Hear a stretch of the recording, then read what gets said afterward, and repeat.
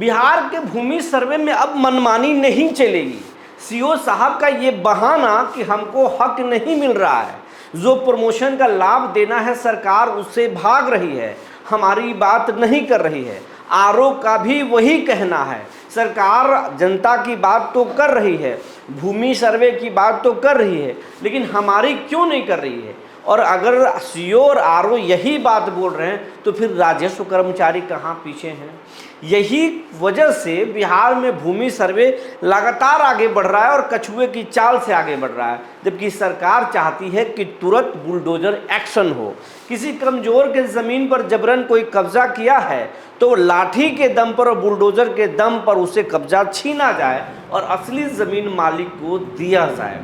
विजय सिन्हा और सीओ की टकराहट काफ़ी बढ़ गई है और आज जो विजय सिन्हा ने आखिरी अल्टीमेटम दिया है उसके बाद से सीओ और आरओ का पसीना छूट रहा है। सीओ और आरओ की नौकरी आज के बाद खत्म हो जाएगी अगर वो मनमर्जी लागू रखे तो। सरकार की क्या तैयारी है और विजय सिन्हा को मोदी का आशीर्वाद प्राप्त है या फिर उनका विभाग छीनने वाला है और उससे पहले ही अपने कलम का इस्तेमाल करने वाले हैं। भूमि सर्वे का बिहार में भविष्य क्या है और 15 अप्रैल को नए मुख्यमंत्री शपथ लेंगे, उसके बाद ये आगे बढ़ेगा रुकेगा। कहा जा रहा है कि दो चीज़ें हो सकती हैं, भूमि सर्वे में भी बड़े बदलाव आएंगे और शराबबंदी भी खत्म हो सकता है। क्या कुछ अंदर में चल रहा है, इन तमाम चीज़ों पर बात करेंगे और उन किसानों की बात करेंगे जो पीड़ा से ग्रसित हैं और कह रहे हैं क्या वाकई में हमारा ज़मीन हमें वापस मिलेगा। लाख कोशिश कर रहे हैं लेकिन मिल नहीं रहा है, ज़ुबान कुछ चला रहे हैं तो लाठियां खा रहे हैं। कुछ किसान इसलिए परेशान हैं कि उनके पास केवाला खो गया है, खतियान नहीं मिल रहा है या खतियान के कुछ पेपर फट गए हैं।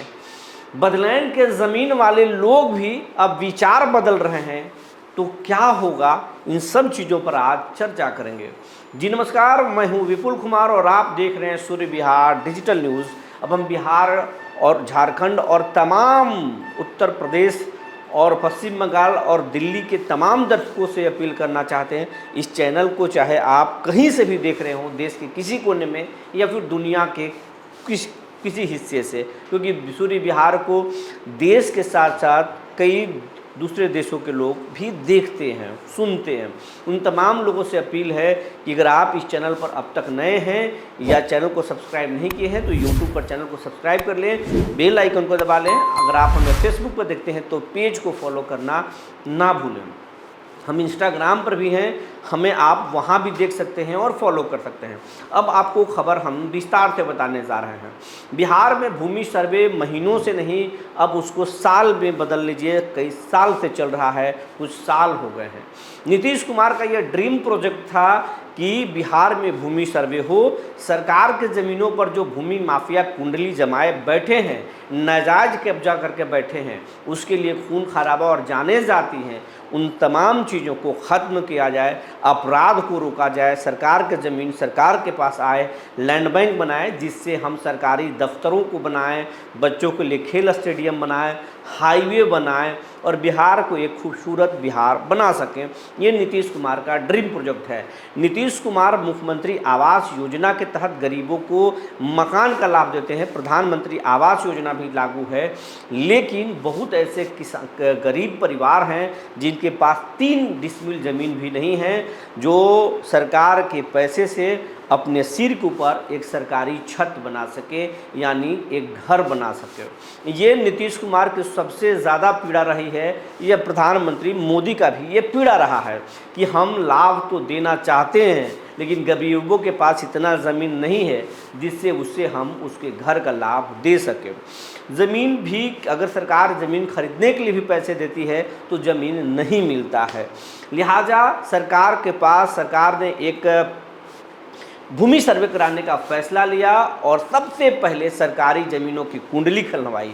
उसके बाद चौंकाने वाले रिजल्ट आया कि हर एक मौजा में यानी हर एक गांव में जो है दर्जनों नहीं सैकड़ों एकड़ ज़मीन, 100 बीघा 200 एकड़ ज़मीन जो है हर गाँव में सरकार का है, लेकिन उस पर कुंडली जमाए हुए रैयत बैठे हुए हैं। अब नवाब अपने आप को समझते हैं, सरकार के ज़मीन को अपने रखे हुए हैं, लेकिन सरकार वहाँ न स्कूल बना पाती है, न अस्पताल बना पाती है, न बच्चों के खेल मैदान बना पाती है, कुछ भी नहीं कर पाती। तो वैसे ज़मीनों की कुंडली आ गई है। अब उसके रसीद काटने पर सरकार रोक लगा दी है, और वैसे ज़मीन में बहुत सारे रैयतीकरण हो गया है, यानी सरकार की ज़मीन को भी मोटेशन हो गया है। वैसे सीओ के ऊपर कार्रवाई होना है, उनसे रिकवरी होना है, जो लिए हैं उन पर भी एक्शन होना है। तो ये तमाम सारी चीज़ें चल रही थी, और एक ही ज़मीन को 5 आदमी के नाम से मोटेशन खोल दिया गया। ये तमाम सारी चीज़ें निकल कर सामने आ रही थी। गरीब लोगों के ज़मीन पर दूसरे लोगों का नाजायज़ कब्जा हो गया है, कमज़ोर लोगों के ज़मीन पर दूसरे का कब्जा हो गया है, भाई भाई का ज़मीन कब्जा कर लिया है, बहन भाई का ज़मीन कब्जा कर लिया, तो बहन का ज़मीन भाई ने कब्जा कर लिया, और ज़मीन के वजह से रिश्ते दरक गए। ये सारी चीज़ें सरकार तक पहुंची, इसीलिए सरकार ने सख्त एक्शन लिया और भूमि सर्वे को आगे बढ़ाया और डेडलाइन तय कर दिया। अब जो पाप किए हैं, भ्रष्टाचार किए हैं बिहार के सीओ आरओ और जो राजस्व कर्मचारी जिनके रिपोर्ट पर ये सब हुआ है, उन सीओ के पसीने छूटने लगे। लिहाजा भूमि माफिया जिनके ऊपर सामत आने वाली है, और जो सीओ हैं जिन पर रिकवरी होने वाली है और उन पर भी कार्रवाई की तलवार लटक रही है, ये दोनों मिलकर प्लान किए। कुछ ब्यूरोक्रेट भी शामिल है, तो कुछ नेता जिलों का भी आशीर्वाद प्राप्त है। इन सब लोगों ने फैसला किया कि ये कुछ ऐसा डिस्प्यूट खड़ा किया जाए जिसके कारण हड़ताल पर जाइए, आप हक की बात कीजिए, लीगली जाइए आप, और इसको डिले कीजिए, यानी देर कीजिए। सरकार का चेहरा बदलेगा और फिर भूमि सर्वे रुक जाएगा। लेकिन जिस तरीके से विजय सिन्हा ने निष्पक्षता के साथ इसे आगे बढ़ाया, आगे अभी भी बढ़ा रहे हैं, उसके बाद से बेचैनी और बढ़ गई। सरकार ने भी पहल किया। सरकार पर विजय सिन्हा पर आरोप लगा कि विजय सिन्हा मर्यादित तरीके से बात नहीं करते हैं, उद्दंडता के साथ भाषा का प्रयोग करते हैं, खड़े खड़े सस्पेंड करते की बात करते हैं। सीओ और आरओ के पदाधिकारियों के जो बच्चे हैं, पत्नी है, परिवार है, उनका शिकायत होता है। इस बात की आपत्ति दी गई।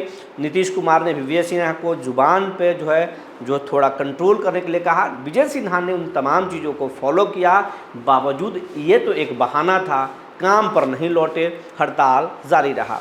लेकिन अब विजय सिन्हा ने आज आखिरी अल्टीमेटम दिया है। खबर पहले आप देख लीजिए।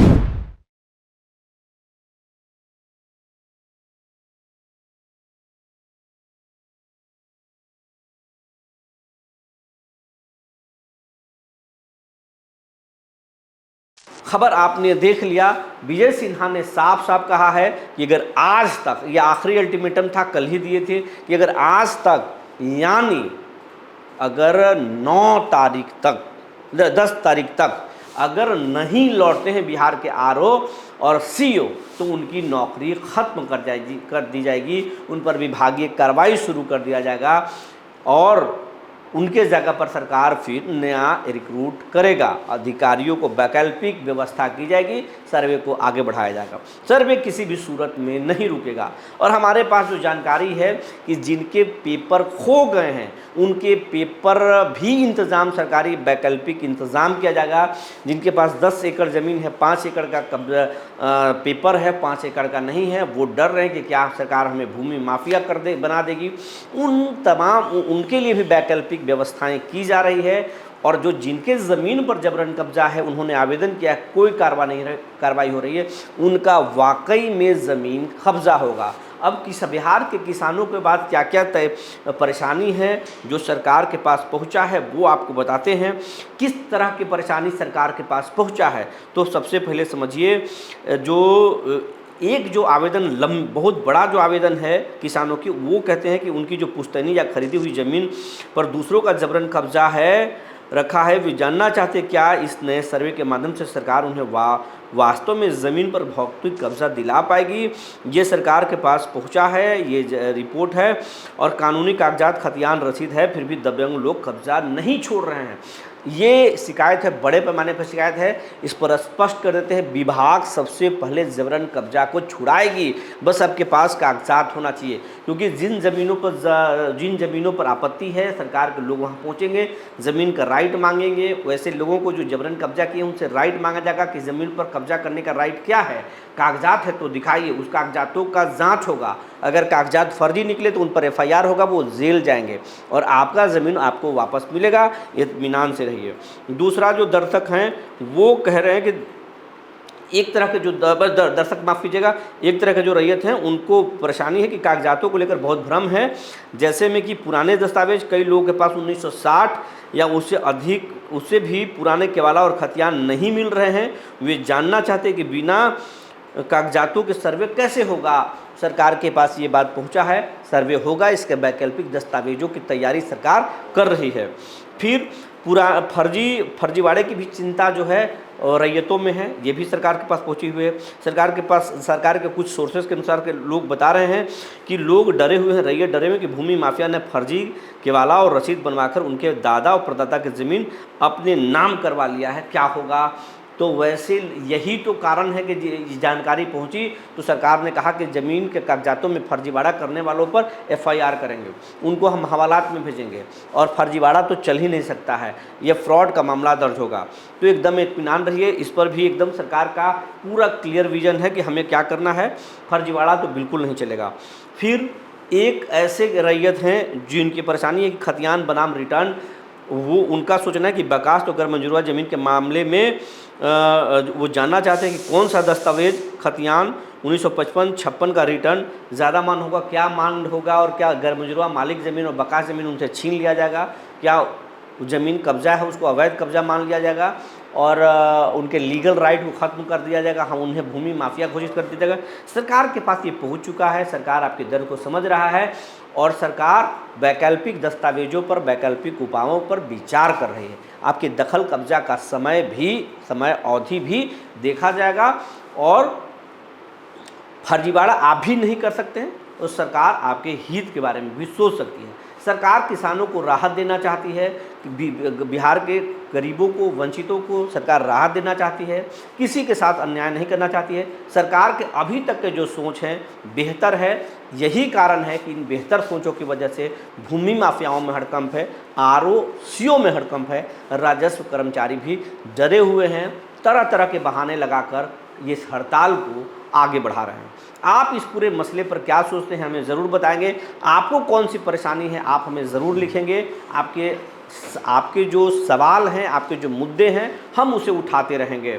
अगर अभी आपको ये रिपोर्ट अगर अच्छी लगी हो तो हम आपसे विनम्र आग्रह करते हैं कि इस चैनल को आप यूट्यूब पर सब्सक्राइब कर लें, फेसबुक पर आप फॉलो कर लें, इंस्टाग्राम पर भी अगर आप हमें देखते हैं तो वहाँ भी आप हमें फॉलो कर लें। धन्यवाद।